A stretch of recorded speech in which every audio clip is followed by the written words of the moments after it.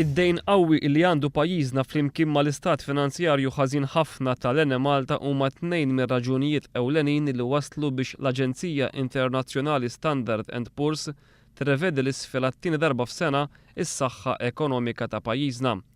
Din ir-reviżjoni l-isfel waslet fl-istess żmien li l-Partit Nazzjonalista ħareġ billboards fit-toroq bil-messaġġ finanzi fis-sot. Standard & Poor's tgħid li d-dejn ta' Malta huwa qawwi ħafna u dan qed jillimita l-ispazju li fih pajjiżna jista' jilqa' għal żmien twil ta' tkabbir ekonomiku baxx.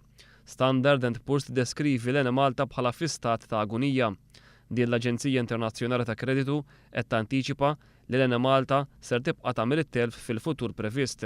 Standard & Poor's iżżid li l-appoġġ finanzjarju li l-Gvern ta' fl-aħħar snin lill-Ene Malta u lil entitajiet oħra statali wassal biex id-dejn kompla jikber u llum ilaħħaq il-75% ta' dak kollu illi tipproduċi l-ekonomija. Standard & Poor's qed tantiċipa li d-dejn jista' jkompli jikber.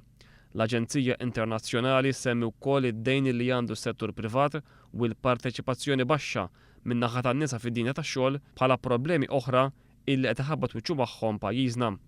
Dwar il-budget, Standard & Poor's tirrimarka kif dan m'għaddix mill-Parlament wara li l-Gvern telef ukoll vot ta' fiduċja, waqt li jżid illi mhix ottimista li l-Gvern ser jilħaq il-miri tiegħu dwar id-deficit għas-sena 2012.